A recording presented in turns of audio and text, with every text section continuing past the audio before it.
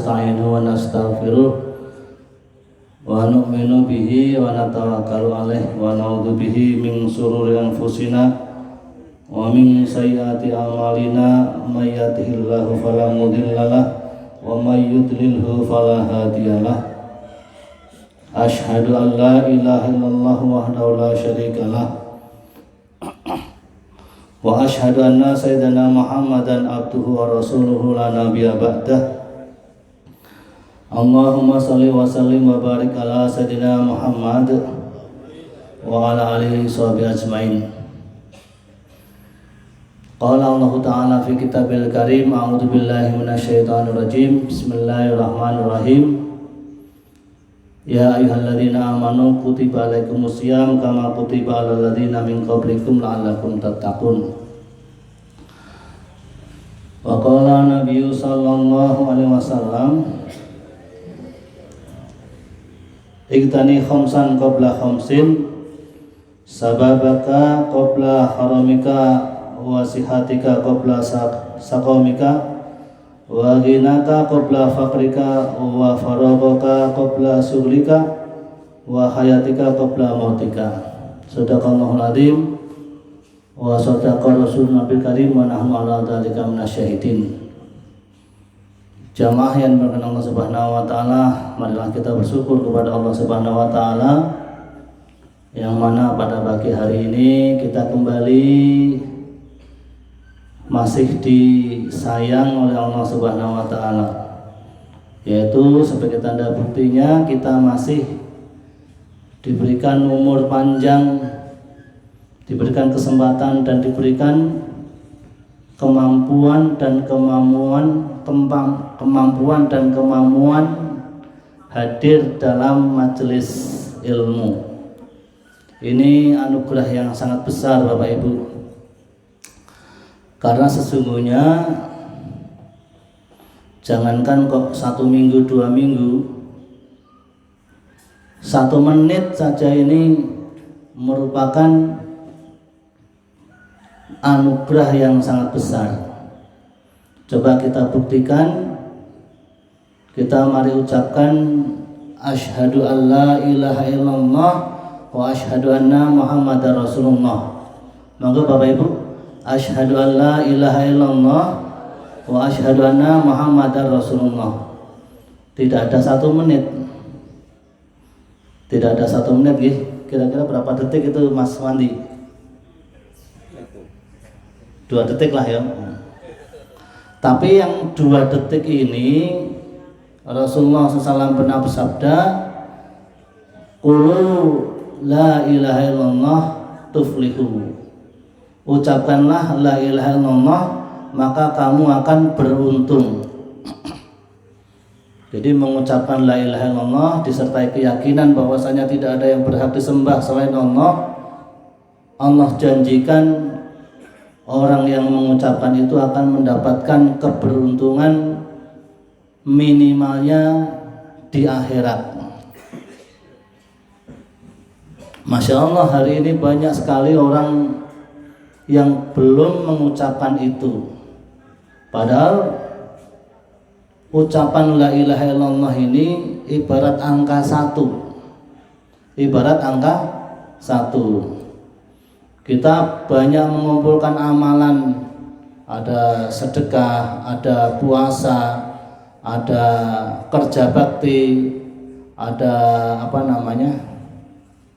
ada berbagi dan macam-macam. Tetapi kalau tidak didasari dengan syahadatain, maka amalan semuanya itu tidak ada nilainya, 0 semua, 0 0 0 0 0. Paribasane kadi songo 0 itu tidak ada nilainya. Tetapi kalau ada syahadat, ada la ilaha illallah, itu berarti ada 1 di depannya.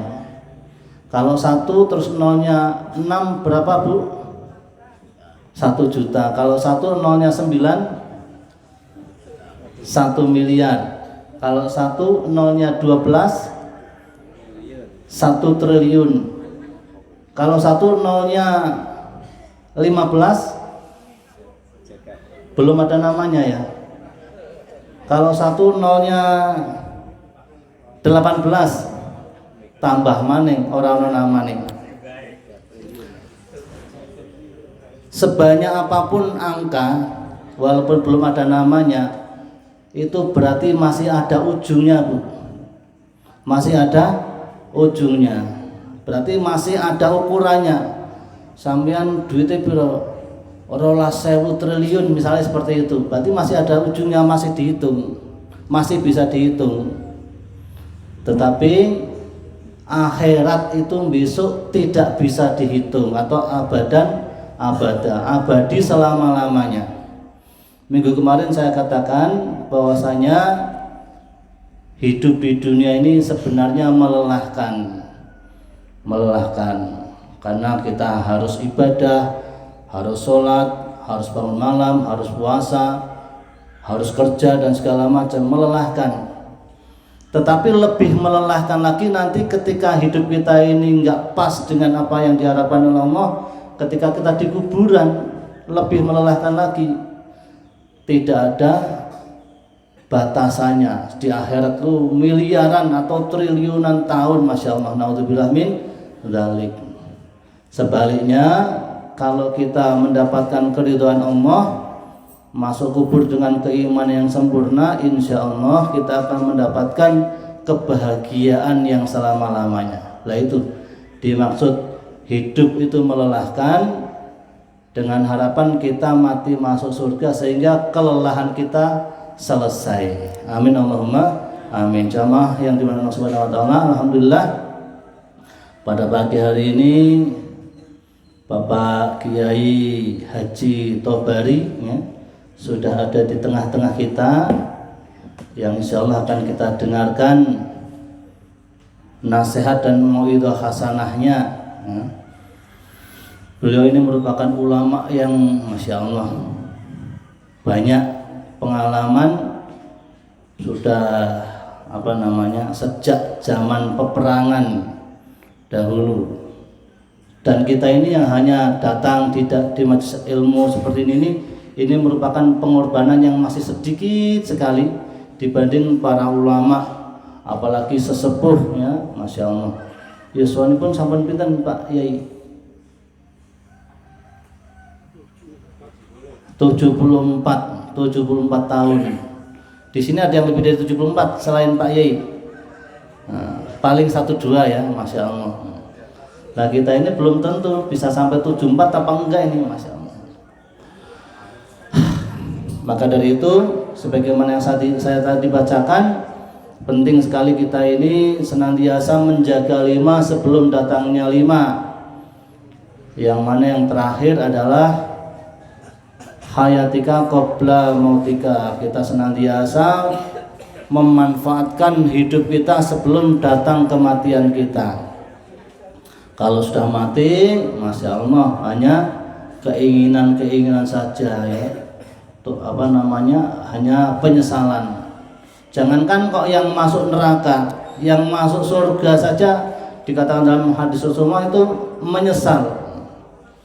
Orang yang masuk surga saja masih menyesal, yaitu mereka yang tidak banyak memanfaatkan waktunya untuk berzikir. Jadi kita banyak waktu kadang-kadang kita gunakan untuk perkara yang lain-lain sehingga tidak bernilai ibadah. Kalaupun masuk surga tetap menyesal. Lah iya ya, aku mbiyen di jam 09.00 bengi nganti jam 11 bengi dolanan HP tok katanya itu. Nah ini kalau tidak digunakan untuk tholabul ilmi, tidak untuk zikir, akan menyesal. Apalagi yang masuk neraka jauh lebih menyesal lagi. Jamaah yang dirahmati Allah Subhanahu wa taala, minggu kemarin saya sampaikan bahwasanya Pak Haji Zamroni Mahsun baru menikahkan anaknya dan berbesanan dengan saudara kita Pak Haji Sayai. Kemarin saya sampaikan beliaunya sakit, kena serangan darah tinggi, dan ternyata besok harinya beliau Haji Sayai bin Marsan meninggal dunia. Innalillahi wa inna ilaihi rajiun. Nah, seperti itulah perjalanan manusia. Bayi, lahir, bayi, anak-anak, dewasa, tua dan mati. Rasulullah SAW katakan ada 3 perkara yang manusia tidak bakal bisa menghindarkan. Yang pertama adalah sakit. Jadi orang wong sing ora tau lara belas kadungan Nabi Muhammad ya pernah sakit. Yang kedua adalah tua. Jadi paribasane awake dhewe kuwi berusaha mencari kosmetik yang paling mahal, men kira-kira kulitnya ora keriput, men kira-kira ora tua, tetap tua juga akhirnya. Tetap tua juga. Ada juga yang sampai operasi plastik dalam rangka menghindari ketuaan, tapi tetap tua, tidak bisa dihindari. Terakhir yang tidak bisa dihindari adalah kematian. Maka marilah kita doakan semoga Pak Haji Sayai bin Marsan diampuni segala dosa-dosanya dan diterima segala pengorbanan dan amal ibadahnya di sisi Allah Subhanahu wa taala. Amin Allahumma amin. Al-Fatihah. A'udzubillahi minasyaitonirrajim. Bismillahirrahmanirrahim.